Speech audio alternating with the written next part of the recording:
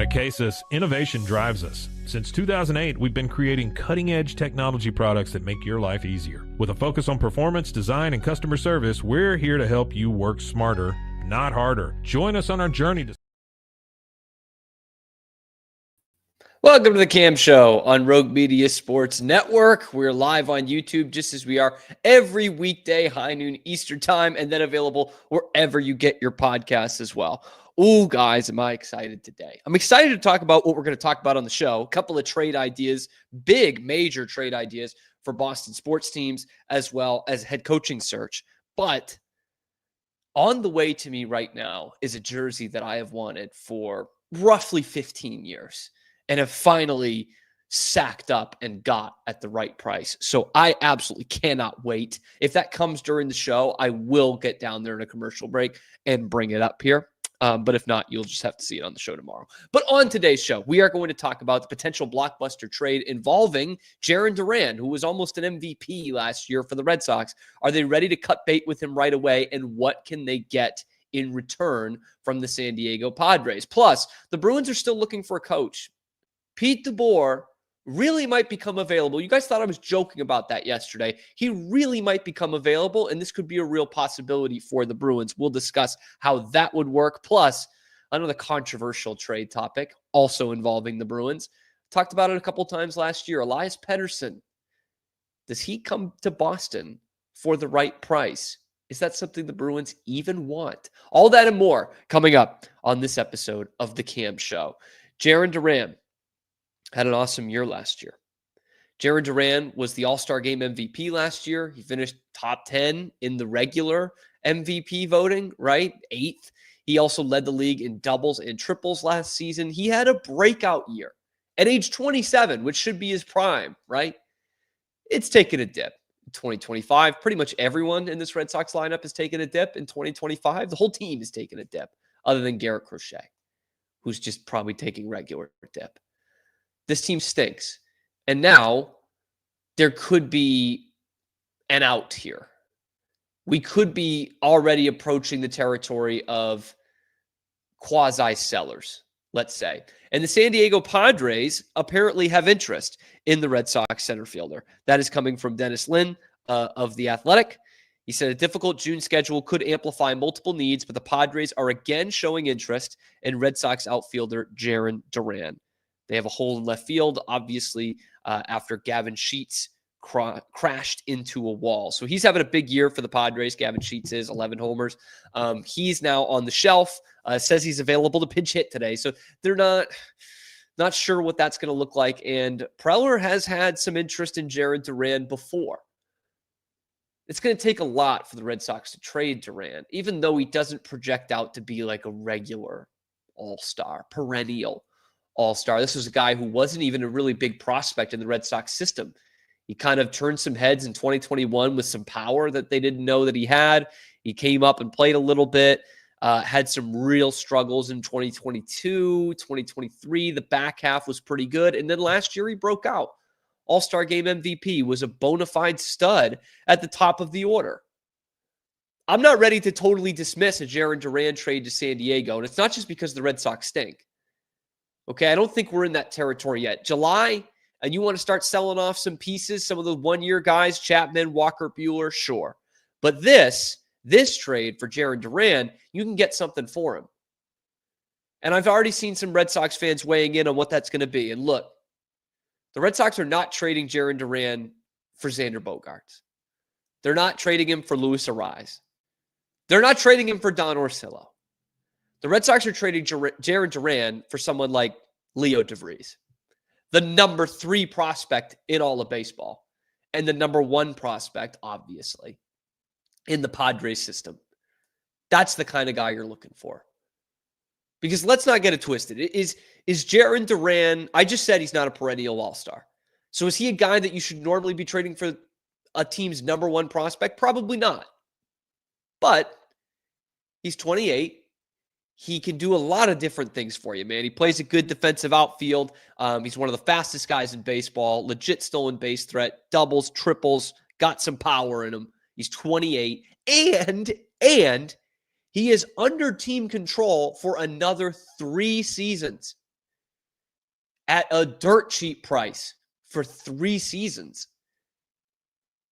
Of course the Padres want someone like that. All they've been doing is spending money out the ass the last 5 years, man. They would kill to have somebody like that who's a bona fide, everyday, top of the lineup kind of guy and is actually cheap for them and has options. 3 years of team control. That's probably all the good years he's got, if we're being honest. I feel bad for the guy, actually. It's probably all the good years he's going to have in Major League Baseball are under this pretty dirt cheap contract. So that's where his value absolutely skyrockets. You can get some rental guys. Cedric Mullins is a name that's been brought up. And sure, you can do that if you're San Diego. But if you're the Red Sox here, and you know how valuable this guy is, both in terms of contract and what he spent on the field, and you're talking about a mid-season trade, this is not a Mookie Betts situation where you're backed into a corner and only 2 or 3 teams can extend him. And so you're kind of at the mercy of whatever the Dodgers are going to offer you. This is not that. He's obviously not the player that Mookie Betts is. And you've got options. They're asking for a mid-season trade. If that's the case, pony it up, baby. And give us some of your best prospects here. Leo DeVries, that would do. Number 3 prospect in all of baseball. 18-year-old switch-hitting shortstop. He's only playing at high A right now. Okay, so he's a big-time prospect, but he's 18. All right, this isn't Roman Anthony, who should be in the majors already. This year, 783 OPS in 41 games. He's hit 11 homers. Most of his power comes from the right side of the plate. 7 of those 11 homers. Still striking out a lot. 37 strikeouts to 20 walks. Probably not good enough.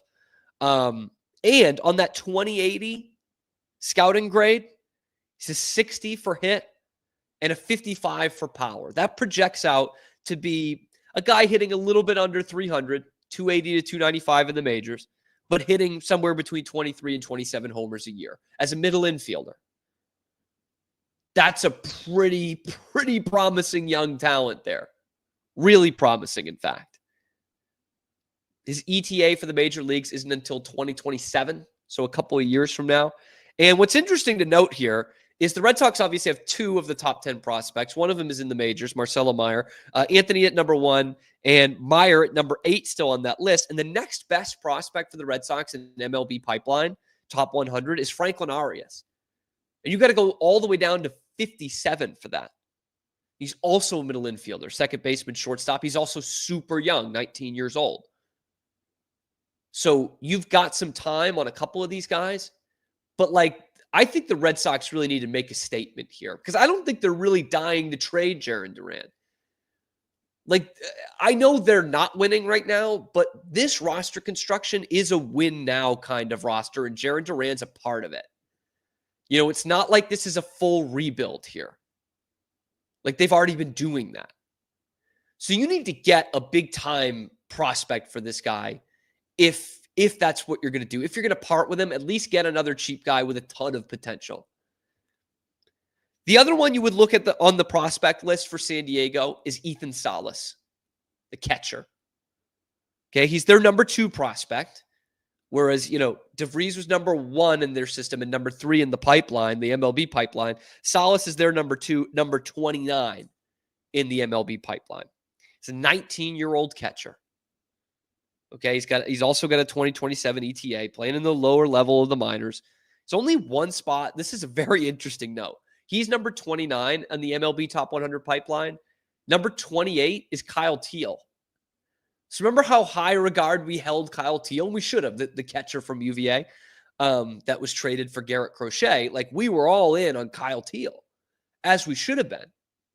This guy's the next best at a very premium position, which the Red Sox do not have a ton of prospects at. They do in middle infield, right, with Meyer and Arias and some of these other guys. You can still find a spot for Leo DeVries, trust me. But where they don't have a ton of help is at catcher, coming up down the pike. Actually, they might have the Rookie of the Year at catcher with Carlos Narvaez, but I don't think that's a long-term solution. Ethan Salas, he's only played 10 games this year. So not much to look into for the stats. So I look at the scouting grades on the 20-80 scale. He's got a hit of 50. He's got a power of 50, which translates to scouts saying he will be a 260 hitter that's hitting 20 home runs a year. And he was regarded when he was drafted as, sorry, I would like to get the quote correct here on what was said about Ethan Salas. Considered one of the top international free agents in the 2023 class and, quote, one of the top catching prospects in recent history when he signed with the Padres in January of 2023. So, double-A guy, one of the best catching prospects in recent history. And and that means obviously he's a very good, excellent defensive catcher, right? Can call a good game, can frame, can throw runners out. So if I tell you that he's going to be possibly an elite level defensive catcher, he's going to hit 260 for you every year with 20 home runs, where do I sign? I would send Jarren Duran off for that in a second. Of course, that's not guaranteed, but if that's what he's projecting to be, that's Christian Vasquez, maybe even a little bit better pop. I mean, Vasquez was not a consistent 20-homer guy. Like, that's Jason Varitek at better defensively. Like, I would take that in a second, man. That those guys do not grow on trees. That's why there's such a premium on catchers in the pipeline. And I'm not going to lie to you guys. I hated when Kyle Teal went in that deal, but he had to. Like, you got an ace out of it for Garrett Crochet. Now you can replenish that right away for a player whom I like in Jarren Duran, who is a big part of this team, but also,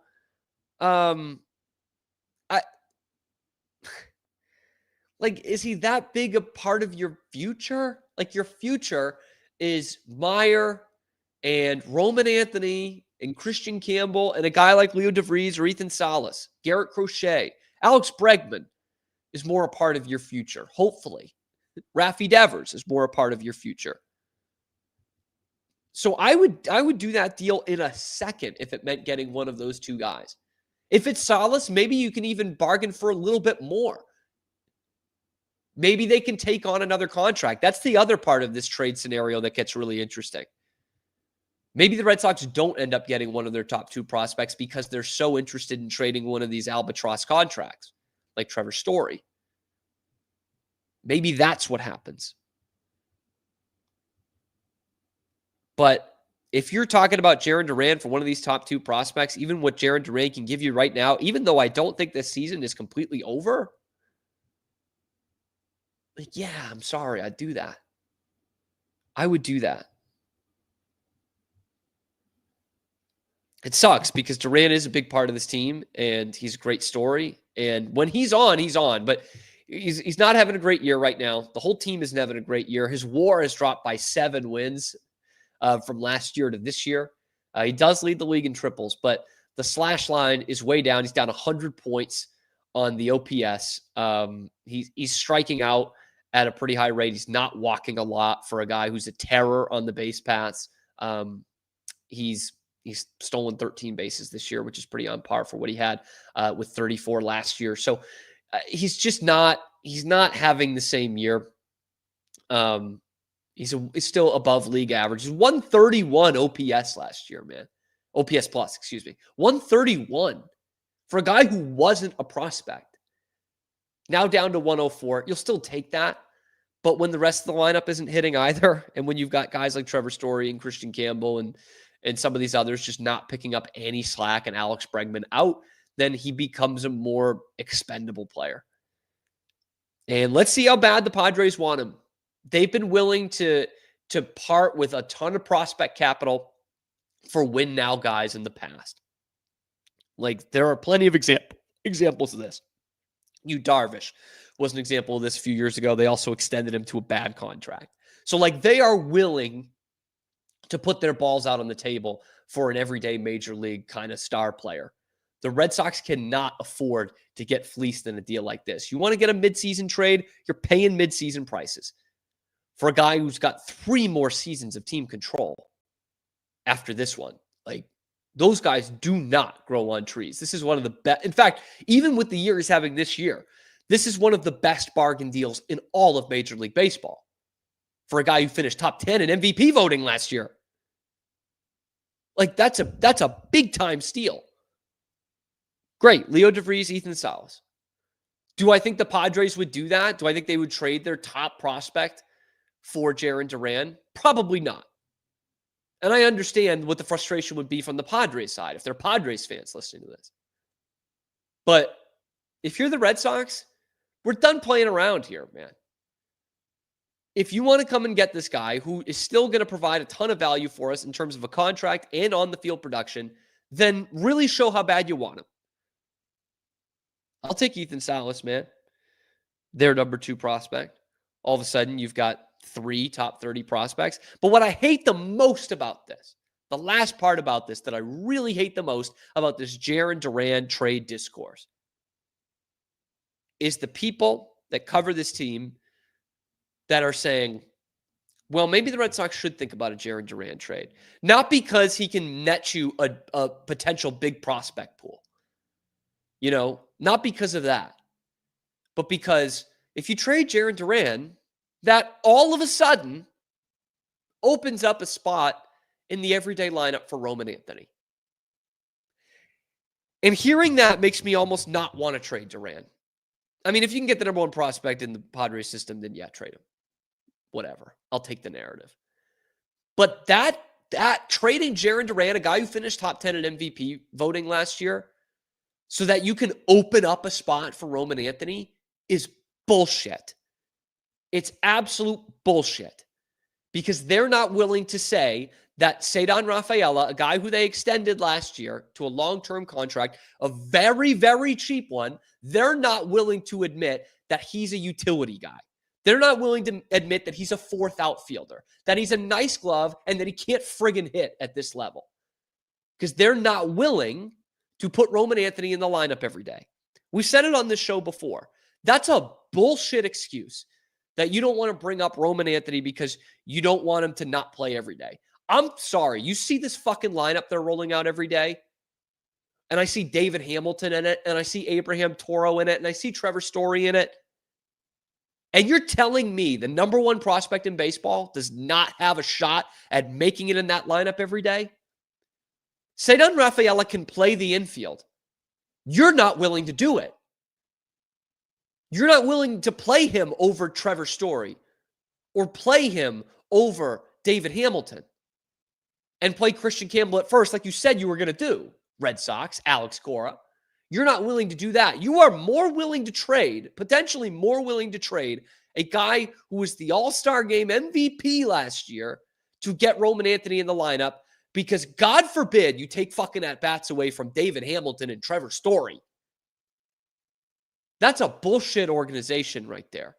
And to just hear that is so bullshit. And if that's the reason that they're using for trading Jarren Duran, you have to be apoplectic as a Red Sox fan. You've got to start boycotting some shit as a Red Sox fan if that's the reason they use and they don't get one of these top 2 prospects from San Diego. That would be a disaster. At all levels, a fundamental failure of what this organization needs to be. Because they could have called up Roman Anthony 2 weeks ago. They don't want to. They want to manipulate the service time. It's just more penny pinching. That's what they want to do. There's absolutely no reason Roman Anthony should not be on the Major League roster right now. And that's the most frustrating part of this Red Sox season. The powers that be, whether it be the manager or the GM, all of the above, they don't want to put out the best team that they have. They don't want to do that. They'll keep coming up with bullshit excuses. Oh, we don't think he can play over David Hamilton. Oh, we don't want people to think he's going to be the savior. Brother, first off, nobody thinks he's going to be the savior. And second off, if he can be the savior, why are you not trying it? You're the biggest disappointment in the entire league right now. If anybody can be a savior, why are you not trying that? That's just such bullshit to me, man. And it's like you finally have a chance for this city to really rally around the baseball team again. And you're going to come up with bullshit excuse after bullshit excuse as they fall into irrelevancy yet again, as they just continue to spin wheels and tell you that we're way more interested in putting out new uniforms than we are in winning baseball games, being a competitive ball club, trying to make the postseason. It's all bullshit, man. If it nets you one of the top 2 prospects for San Diego, whatever. But don't tell me you're trading Jarren Duran so that you can get Roman Anthony into the lineup every day. Because that is an unacceptable reason. Completely and fundamentally unacceptable. But it would be classic Red Sox. Let me know what you guys think in the comment section below. Are you ready to trade Jarren Duran to San Diego? They're certainly pretty damn interested. And let me know what it would take for you to get to trade Jarren Duran. Let me know in the comments below. Be sure to like the video, subscribe to the channel. We're here live on YouTube every weekday, high noon Eastern time, and then wherever you get your podcasts as well. Check out the other videos on YouTube talking about the Red Sox and everything going on in Boston sports. I'm your host, Cam Stewart. Zach Burke keeps us on the air 5 days a week. Golly, I'm hearing that, and I get it. Like people covering this team being like, well, here's a way to get Roman Anthony in there. If Craig Breslow is actually thinking that, that is malpractice, man. He should be fired if that's actually what he's thinking, and if that is the reason that he trades Jarren Duran, a top 10 MVP, a top 10 guy in MVP voting last year. That's just brutal, man. That is just brutal. I'm sorry. I've got something on my screen here. You know, when you're on I'm on Jarren Duran's baseball reference page, and it's got this little video playing in the corner, and one of the talking heads is named Cam Stewart. That's my name. I've never heard of this guy. Sports Illustrated. Probably never heard of me. Anyway, coming up next, the Bruins are still looking for a head coach. I joked about this possibility yesterday, but Pete DeBoer could be a real possibility for the Bruins. Are the Stars going to fire him and make him available to either the Bruins or the Penguins? Let's find out next on The Cam Show. We'll be right back after these quick words from our sponsors. This is Rogue Media Network. I don't know, if Bubble wasn't here, I don't know what people would be doing, like making PowerPoints or something. Bubble allows you to make it real and for it to actually work. So I feel like Bubble bridges that gap and being able to give people the opportunity to make their ideas come to life really quickly too. I love that I can sit down and build something the way that I think it should be built and have the control over it. Bubble turns ideas into fully scalable apps. Try Bubble today. Hi, I'm Jo from Face Theory. You're going to want to have a specific goal for your skincare routine. What do you want to achieve? Active ingredients are really strong, and if you're using too many at once, your skin can get overwhelmed. Don't overspend on products. Choose products that have scientific research behind them. At Face Theory, if you're not happy with a product, just say so, just give us a shout and we'll give you your money back, no problem. I know you're gonna love this Kodak Dot Plus printer. You guys just connect it to your smartphone and then you're gonna use the Kodak Photo Print app. It's going to print you a 4x6 photo. I am just in awe. I love how these turned out. Also, the printer comes with a free cartridge of 10 photo sheets. I can assure you, you are going to love this printer as much as my family has. You guys have to check it out for yourself.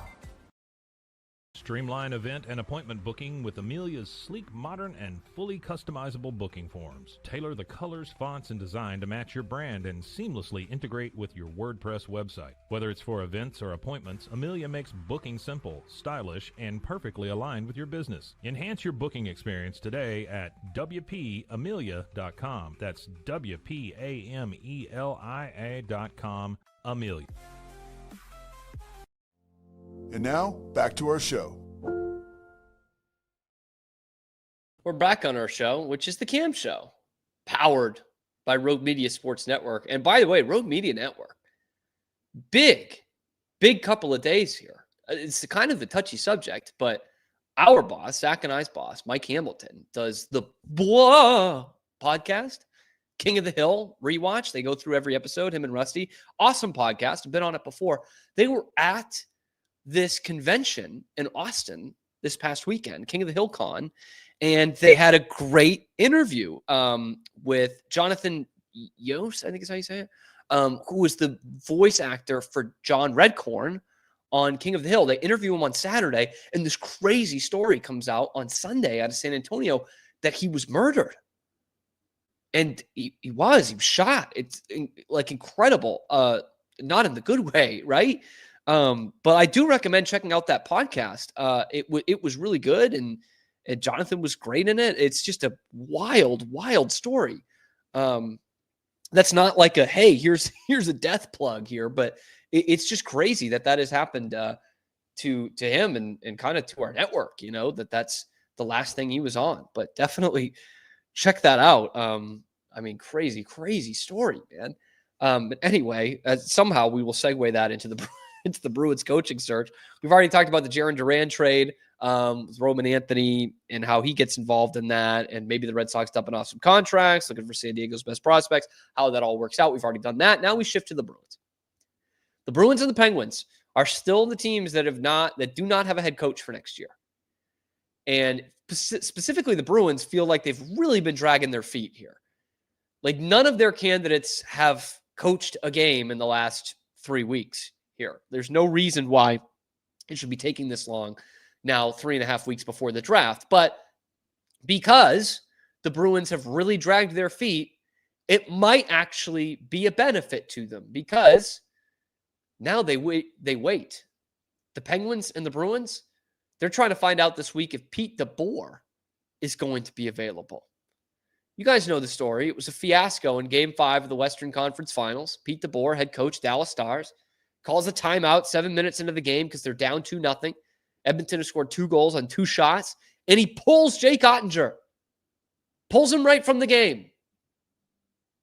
It shocked everybody around the NHL world that all of a sudden this like all-star level, almost Vezina level goaltender is being pulled in the beginning of an elimination game. And it was humiliating. Ottinger said he has not talked to Pete DeBoer since then, and vice versa. And DeBoer called him out kind of in the post-game press conference too, saying, he's lost 6 of the last 7 of the last 8 against Edmonton. It's not a small sample size. This is potentially a fireable thing. Like it's certainly stuff we've seen in other sports before, where there's this major embarrassment on a big level, the national stage, and the coach with a good team and with a good record gets fired. Would it shock anybody if the Stars fired Pete DeBoer? Really? Like, really, guys? They are in a win now mode, and they've got a guy who's awesome in Game 7s, undefeated in Game 7s, but can't win the Stanley Cup, and has faltered big time over the last 2 years in the Western Conference Finals. Big time. He's led 3 teams to the conference finals in the last 8 years, 3 different teams. 6 years, really. San Jose, Vegas, and now Dallas. He's great at getting teams there. But it's stuff like this with the Jake Ottinger thing that makes him a candidate to be run out of town in Dallas. One of the hot names around a couple of these coaching searches has been Misha Donskov, the assistant for the Stars. He's a guy with front office experience and assistant coach experience. Won a Stanley Cup as an assistant coach with Bruce Cassidy in his first year in Vegas, then went on with Pete DeBoer to Dallas. The Bruins were a team that were interested in Misha Donskov. The players like him. He's great with a game plan. Maybe that's what Dallas wants. Maybe they don't want an ego-tripping coach like Pete DeBoer. And they're like, you know what? There's not many guys to choose from at this point in the cycle. But the players really like Misha Donskov. We've got a great core here. We just need someone who's not going to F it up. And maybe they fire Pete DeBoer. That would make Don Sweeney look like a genius because he's been dragging his feet on this damn thing. And this would make him look absolutely brilliant if all of a sudden one of the best coaches of the 21st century, Pete DeBoer, becomes available. Because if you're the Bruins at this point, as much as I've criticized them, how can you not wait on this? Just give it to the end of the week of like, look, we've already waited too long, but like Pete DeBoer's available, then how can we say no? How can we get outspent by John Henry's Pittsburgh Penguins if Pete DeBoer becomes available? Because that might be exactly what the Bruins need. You know? Like, yeah, he hasn't won a Stanley Cup yet. But and he's had real good chances with a couple other teams. But the Bruins are so far off from worrying about that. They are so far off from Stanley Cup territory. Like, they need to make the playoffs, bro. They need a guy who has a structure in place, who has been there and done that, and has literally had success pretty much everywhere he's been, except for Florida. Jersey, San Jose, Vegas, conference finals, Dallas, conference finals, Stanley Cup final with San Jose. Like, how can you not go after that guy? That would be, like, far and away the best prospect the Bruins would have for a head coach. Far and away.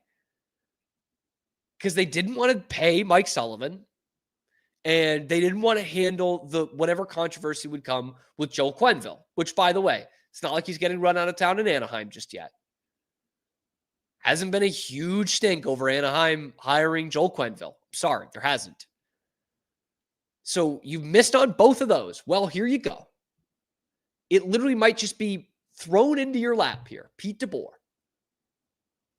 who got the Devils to a Stanley Cup final, the Sharks to a Stanley Cup final, and the Golden Knights and the Stars to conference finals. Everywhere he goes, he wins. How could you not go after this guy? I'm sorry. How could you not go after him? I know it was an embarrassing thing. He's had a history of stabbing goaltenders in the back. Well, here's your next challenge, Pete. Here's a goalie that stabbed his franchise in the back last year. So if you can even the score, the Bruins fans might actually like that. This feels like a no-brainer to me if he becomes available. A no-brainer. He wears out his welcome in pretty much all these places, right? He's gotten fired the last couple of jobs. I just don't know how the Bruins don't wait on him and try to go after him at this point. Because the next best, I think, is Mitch Love, the guy from Washington, who I talked about on the show yesterday. Check out that segment on YouTube if you haven't seen it. I do like Mitch Love. I really do. I don't care that he hasn't been a head coach in the NHL before. If you're comparing him to someone like Pete DeBoer, who does have great head coaching experience, yeah, that's a different story, right? Like that. Of course, you want that, but I don't think that's the end all be all. I'm not taking Jay Woodcroft over Mitch Love if all things are equal, just because Jay Woodcroft has been a head coach before. I'm taking Mitch Love over Marco Sturm. This is a guy. This was part of the coaching staff for a guy who's going to win the Jack Adams this year. By the way, Spencer Carberry, Washington, guy you should have hired over Jim Montgomery in hindsight, who interviewed for the Bruins job back in 2022. He's part of that staff. It was a really good defensive team, and Mitch Love was controlling that, the defensive side, defensive zone. So that, to me, way outweighs the fact that he hasn't been a head coach before. But if Pete DeBoer's there, yeah. And that is a growing possibility, by the way. All these stories are pointing to Pete DeBoer very well could get fired in Dallas. This guy, Pagnotta, big-time NHL insider, said noise out of Dallas, per multiple sources, the players are not pleased with how he handled several situations during the Western Conference Final, along with the Game 5 disaster and the post-game press conference and the exit media remarks. Told players voice concern during internal exit interviews. DeBoer has 1 year left on his contract. It's another important part here. He's only got 1 year left. A lot of teams will let that run out, and that's fine.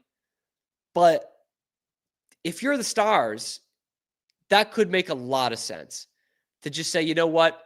This was too much of a fiasco. The players don't want him here anymore. The players like Misha Donskov. Let's cut bait now. You know, we've got a championship contender. We've got a guy that the players like. You know, you can look at a couple of different sports and you can look inside hockey and see how that sometimes does work out. Right? But if you're the Bruins and you're Don Sweeney you're Don Sweeney and your job potentially is on the line, although apparently not. If this is really supposed to be a prove-it year, I'm waiting to see what happens in Dallas. If Pete DeVore's available, bring him the F in.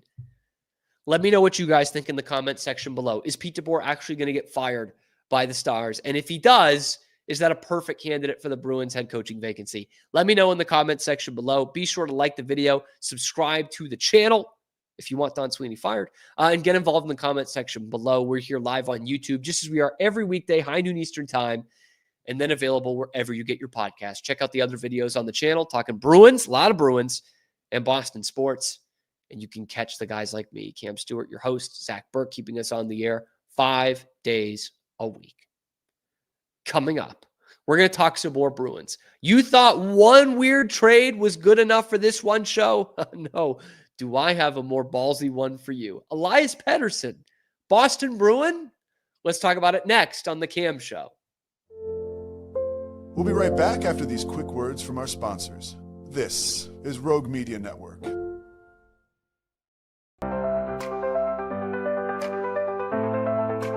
Get paid faster with Bill, the easiest way to send, receive, and manage your payments. No more delays, no more hassle. Whether you're a freelancer or a business, Bill makes payments seamless and secure, simple, fast, and reliable. Sign up today at Bill.com.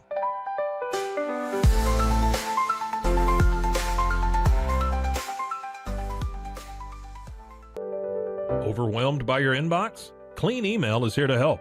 Organize, clean, and manage your emails with powerful automation tools. Say goodbye to spam and clutter and enjoy a stress-free inbox. Try Clean Email today at cleanemail.com. That's CLEAN email.com. Cleanse your body of accumulated toxins and embark on your wellness journey at your own pace. At Global Healing, we provide premium supplements to help your body heal naturally. Combine that with OrganicHemp.com's top quality CBD for ultimate balance. Start your healing journey today at GlobalHealing.com and OrganicHemp.com. Unlock a world of convenience with Mullybox, your one-stop solution for personalized subscription boxes delivered right to your door. Each box is tailored to your tastes. Experience the joy of surprises. Subscribe today at mullybox.com. That's MULLYBOX.com. At Tusain's, we understand that maintaining a healthy lifestyle can be challenging, especially in today's fast-paced world. That's why our mission is to make fitness accessible to everyone, anywhere. Committed to excellence, we adopt a user-centric approach guided by ergonomics and medical science. With a team of seasoned professionals in R&D, design, and manufacturing, we prioritize quality across our entire product line. Visit Tusains.com today and start your journey to better health. That's TOUSAINS.com. And now, back to our show.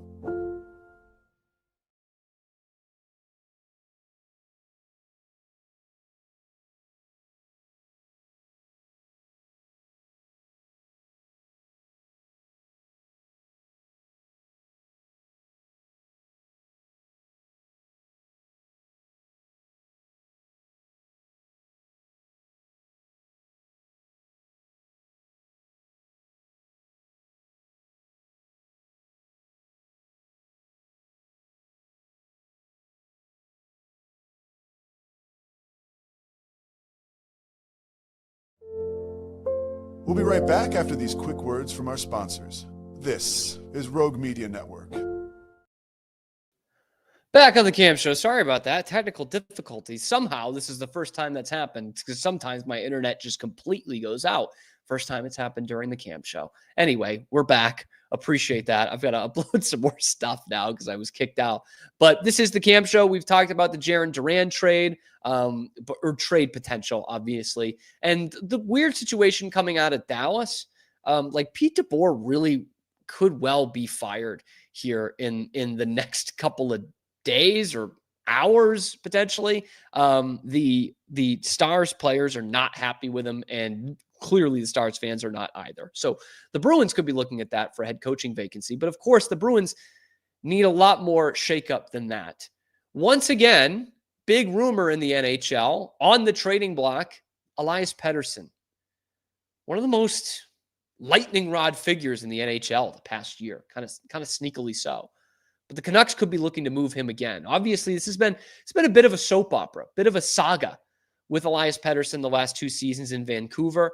It was the huge rift he had between himself and JT Miller.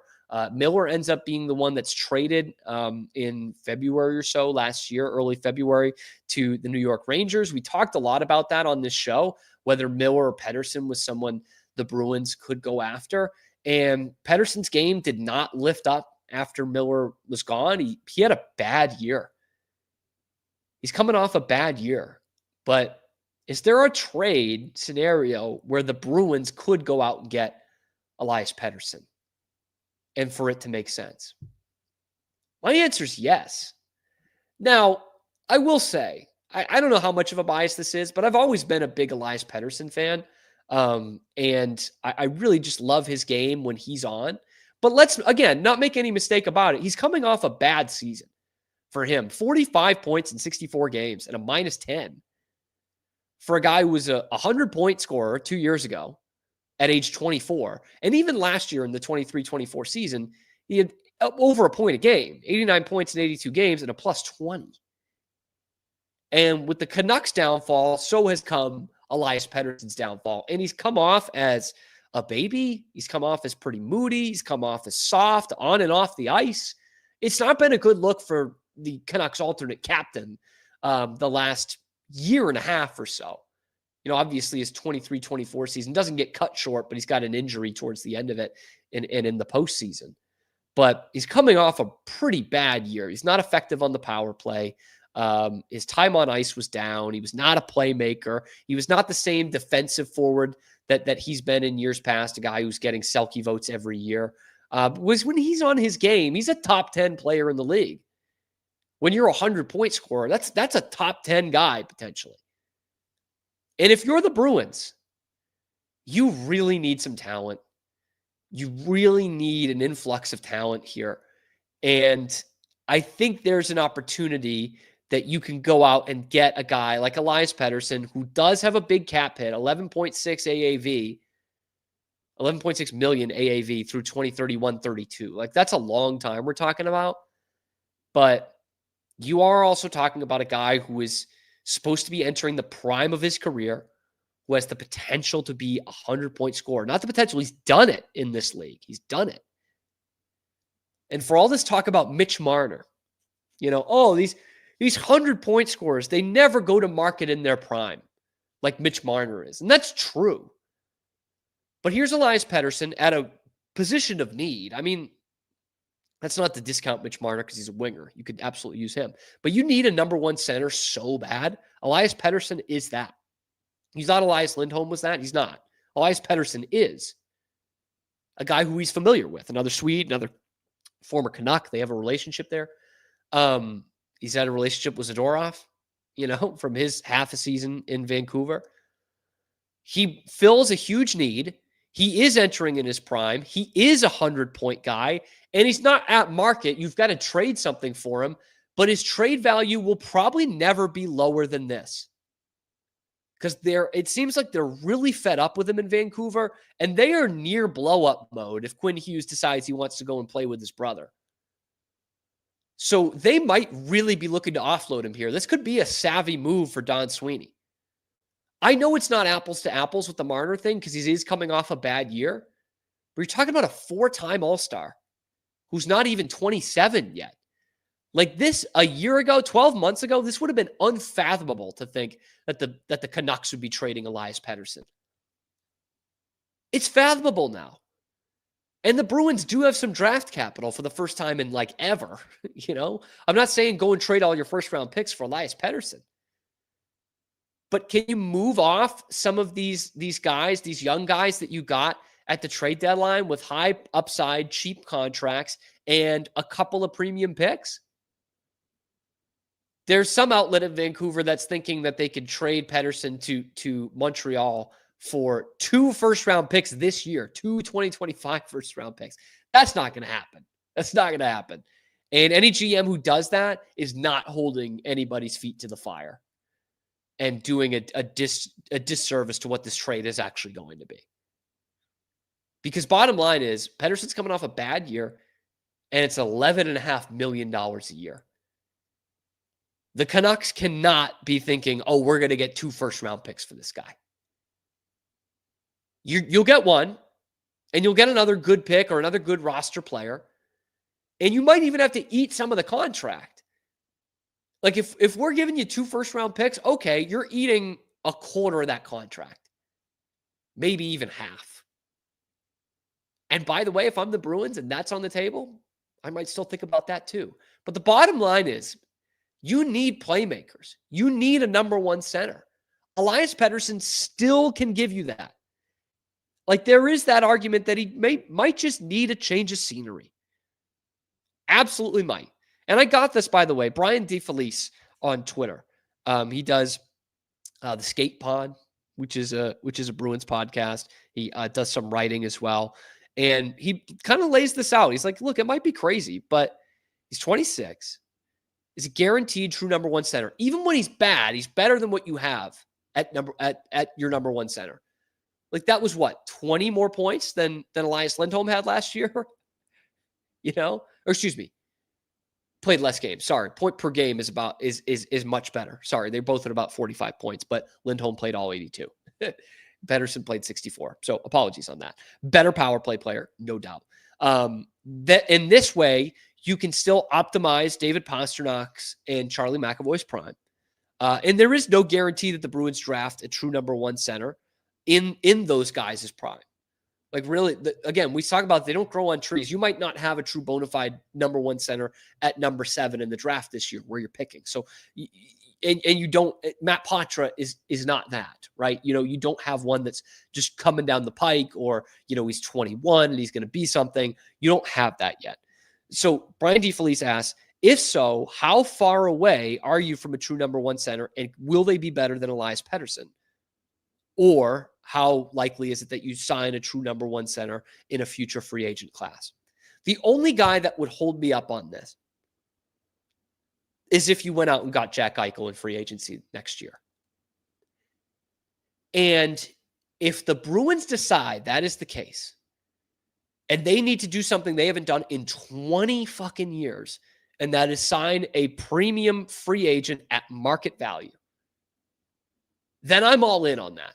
And it makes so much sense. And any franchise would be willing to give Jack Eichel $14 million a year next year.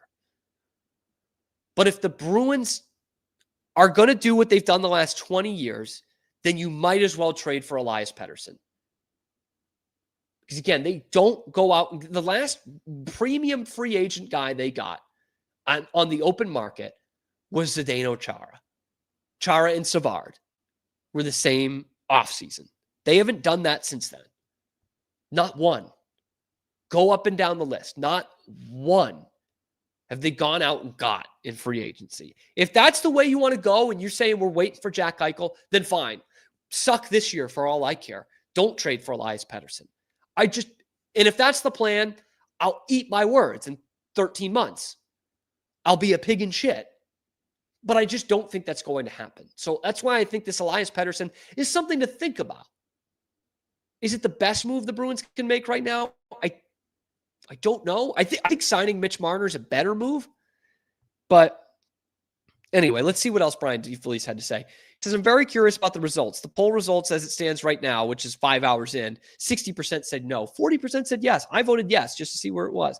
There are red flags for Pettersson, but I think management feels pressure to optimize their core players' primes, as well as drafting and developing for the future of the team. Because again, this is a future piece. He's 26. Okay? He's going to be 27, turns 27 during the season. Management knows they need a true number 1 center. And if Pastrnak and McAvoy were younger, patience would be easier to have, but they're both approaching 30.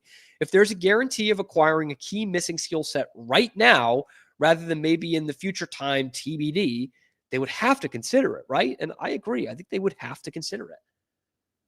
There are some other smaller pieces you can go and get. You know, Marco Rossi, which might cost you a first-round pick also. You know, obviously Mitch Marner on the wing, different story. Connor Garland maybe in a trade, another Vancouver thing. But I think it's absolutely something you have to consider. You talk about Mitch Marner being a guy in his prime, 100-point scorer, going to market. Those don't grow on trees. Elias Pettersson's a guy going into his prime, who's been a 100-point scorer, whose trade value is as low as it's ever been. Those don't grow on trees either. The Bruins really have to consider it. Anyway, guys, let me know what you think down in the comment section below. Be sure to like the video, subscribe to the channel. It's totally free, helps us on the path towards 4,000 subscribers, of which we are bearing down on. You can catch us live on YouTube every weekday and then wherever you get your podcasts as well. Check out the other videos on the channel, talking crazy Bruins trade scenarios and everything else going on in the world of Boston sports. I'm your host, Cam Stewart. Zach Burke keeps us on the air. We will see you tomorrow on a little ditty that we like to call The Cam Show.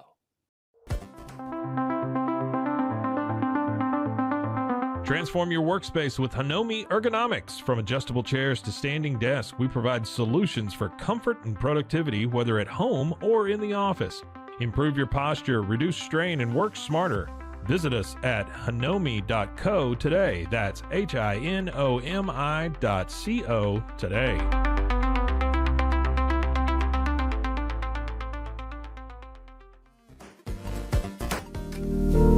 Experience the future of secure private cloud storage with Internex. Protect your files with end-to-end encryption, ensuring your data stays private and accessible only to you. Enjoy seamless, fast storage without compromising security. Visit Internex.com today and take control of your digital life. That's INTERNXT.com today.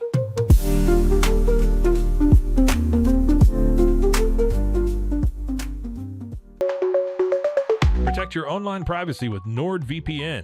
Browse securely, access content from anywhere, and keep your data safe with military-grade encryption.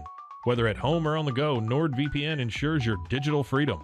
Stay secure. Download NordVPN today at nordvpn.com. That's NORDVPN.com.